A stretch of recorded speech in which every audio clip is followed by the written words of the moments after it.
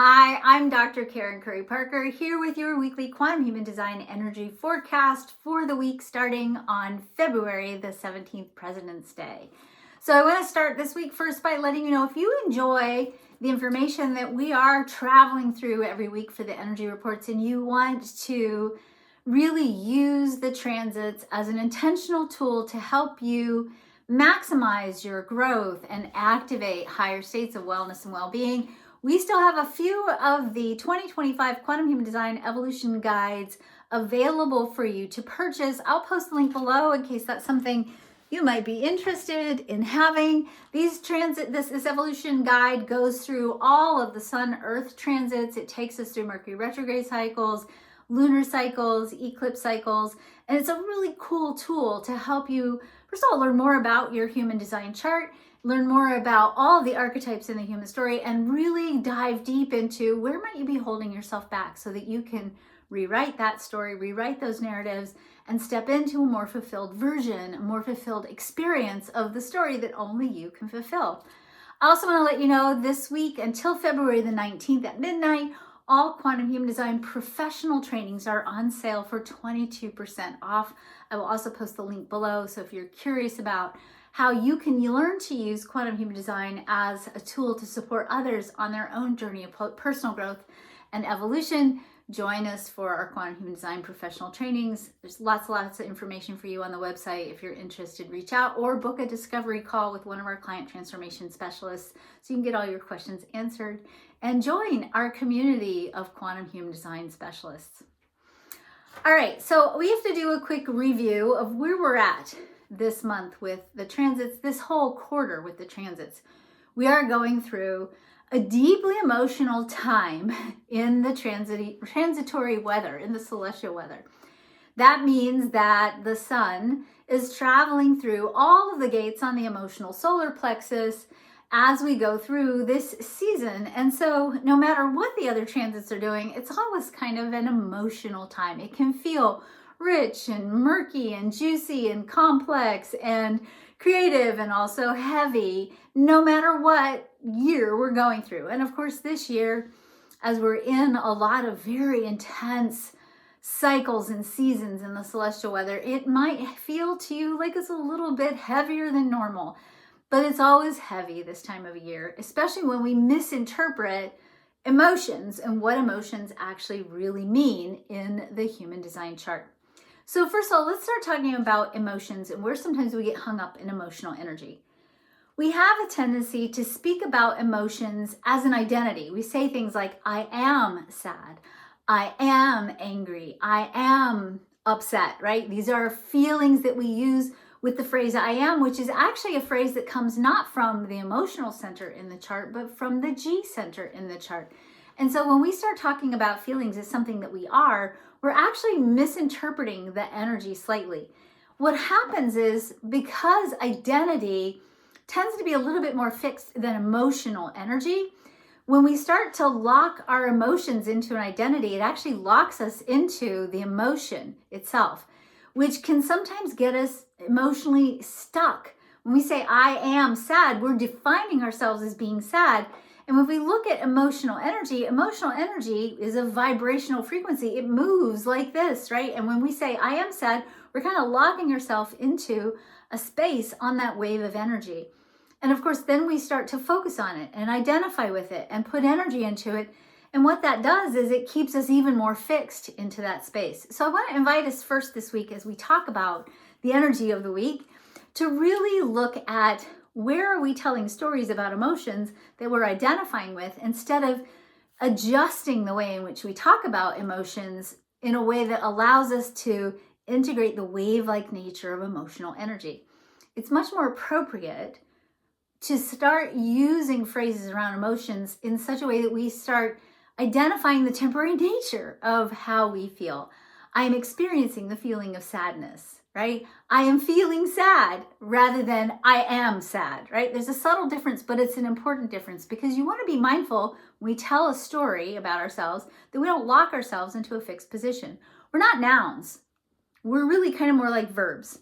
And oftentimes when we talk about human design, it's very easy to forget that human design is not a labeling system. It's a blueprint. And you are not the blueprint. You're the architect interpreting the blueprint. And that's a very important distinction. And that distinction actually gives you a lot of power and control over how you choose to express that blueprint that is you. You have absolute control over how you choose to express yourself. You maybe don't have control over who you choose to be. You're kind of born into a story, but when you live into that story and you maximize that story and you take control over that story and you use yourself as the architect to express the fullest potential of that story, that's when life gets really rich and juicy. And one of the ways in which we do that is, of course, first and foremost, tell a really good story about who you are and how you are. Tell a good story about what you deserve and what you're capable of. But then in conjunction with that, you have to start making choices and building a world that's a reflection of that story. And a lot of that is in the very first stages of building that outer world is about holding the energy of that story. That energy is held through emotional alignment.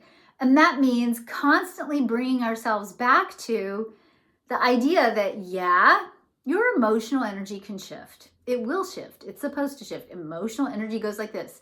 If you have emotional definition in your chart, that means that energy, that shifting energy is sourced from within you. If you have an open emotional solar plexus, if that energy is white in your chart, that means you're an empath and you're experiencing everybody else's emotional energy in an amplified way. It gives us two really important tasks when we think about this, and here are the tasks to think about. If you have this center colored in, or if you have anything defined in your chart, your task in terms of your soul curriculum or your lesson for your life is to learn how to accept that part of yourself. If you're emotionally defined, part of what you have to learn to accept about yourself is that your emotional energy shifts. It shifts and changes, and it'll vary depending on how your chart is configured. But your job is to accept that about yourself, to not beat yourself up, to not be angry or upset or frustrated with yourself if you're not feeling so great emotionally on a particular day, to recognize that your energy shifts, it will shift, and that sometimes you're going to feel amazing, sometimes maybe not so much, and all of it is part of who you are, and there's nothing wrong with it. There's nothing to be judged. You shouldn't judge yourself if you're not happy on a particular day. Don't judge yourself if you're feeling depressed on a certain day. Just learn to accept the variable nature of your mood and your creative energy. If you have the center open, your soul curriculum or your life path is about learning how to regulate yourself with this energy, meaning you have to learn how to be able to walk into a room with your empathic nature and to, no matter what's going on in the room emotionally, be able to hold your own baseline frequency, to be able to say those people are feeling anger, those people are experiencing stress, those people are experiencing frustration, but I can stay with my baseline. I don't have to go all over the place with other people's energies. I can find my own space, my own inner way to become self-regulatory, right? So the goal of openness is to learn to regulate yourself. The goal of definition is to learn to accept yourself. So we're in this really emotional cycle according to the planetary weather, according to the celestial weather. And when this energy is going around and bouncing around, we have to learn to either accept it, be at peace with it, watch it, observe it. Don't take what happens in any particular moment too seriously. Give ourselves enough time, because emotional energy is a lot about time. Give ourselves enough time to really feel, sense, watch, observe, take a good read on what's really going on. And when we can do that, and then when we can also simultaneously stick with a faith-filled vision of what we're moving ourselves towards, that's the creative power of emotional energy. And on Wednesday, Sun moves into the gate 55, the gate of faith, right? So we move into this theme this week of how do we hold the baseline frequency of having a positive expectation and a strong, solid vision of where we're headed. How do we hold that vision no matter what's going on around us? How do we give ourselves enough time to observe, sense, be aware of what's going on around us, and not react, but to instead stay intentional in the face of a constantly shifting landscape? That's the task that the Gate 55 and the lessons of this week present us with. If you are emotionally open, that's always your lesson anyway, right? Is to learn to say, here's my vision, here's what I have faith in, here's my intentions, my intentional movement through the world. How do I hold true to that faith, that vision, that intention, and keep referring back to that in my decision-making process, so that no matter what's coming at me, no matter what emotional energy is going on around me, I regulate myself to stay aligned with my baseline frequency of faith. And really, that's what faith is. It's a baseline frequency. And what that also means is that you can have faith and you have really crappy days. You can have faith and have really great days. You can have faith and some days be a little wobbly on your faith. And you can have faith and some days be really strong in it. And it's all okay.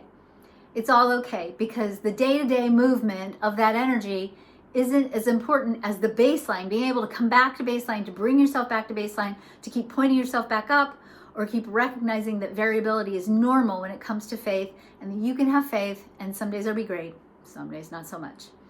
So we're being challenged this week to learn about and learn how to take all these things we've been dreaming about, envisioning, hoping for, thinking about, imagining, and building a force field, an energetic force field of faith. Learning to look at the world in such a way that we have a positive expectation that no matter what it looks like right now in the moment, it's going to end up okay. And that if we take our time to cultivate the energy of faith, to cultivate that force field of faith, and stay imbued in that energy of faith, stay imbued in that energy of that vision that we have, if we hold that baseline frequency, the next right step, and the next right step, and the next right step, and the next thing you need to know, and the next point of awareness, and the next insight, the next everything will show up. It'll manifest because you've held this field of energy in place.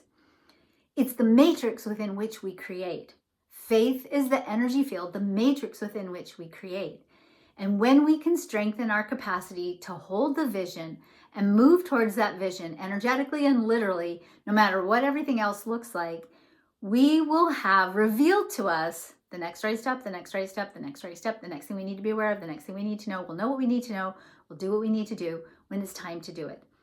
So in a time when it might feel like there's a lot of disruption happening, a lot of emotional energy happening, a lot of things that are confusing, that don't make sense, that maybe are even destabilizing in a lot of ways, that in a time when it feels like maybe the rug has been pulled out from under us, collectively and individually, the call right now is to bring ourselves back to a faith-filled vision of what else is possible. And to not let the day-to-day variations, the day-to-day confusion, the day-to-day disruption knock us off of our base of faith, knock us off of our baseline. Because when we can hold that vision, it's physically impossible. It's physically impossible for that thing to not come true, because that's a field of energy that is collapsing quantum potentials on a manifested level. Hold your frequency of faith. It's like playing a note. It's like if you're a flute player and you do know how to do circular breathing and you're playing into that flute, right? And you're able to do that circular breathing, you're holding that frequency, that note of energy. Having faith is like playing that flute. And this week you are being tasked by the sun to practice holding that note. No matter what's going on around you, holding that note, not letting other people's energies, not letting the facts, not letting your own inner mood take you off of your baseline frequency of positive expectation that no matter what it looks like right now, it's all going to work out. It's all going to work out. So please take some time this week to make sure that you're curating an inner and outer environment that supports you in holding true to the vision of what it is you really want to be seeing in your own life, in the lives of your family members, your beloveds, your community, and your world. And take some time to become a steward for that vision. Put fire under that vision. Have faith in that vision. Harness the frequency of faith and use it to anchor yourself and ground yourself in a world that is filled with possibilities, and trust, practicing, trusting, practice trusting, knowing that you'll know what you'll need to know when you need to know it. You'll have the instructions for what you need to do when it's time to do it. And everything's going to be okay. Take good care of yourselves, my friends. Have a really great week. I'll talk to you next week.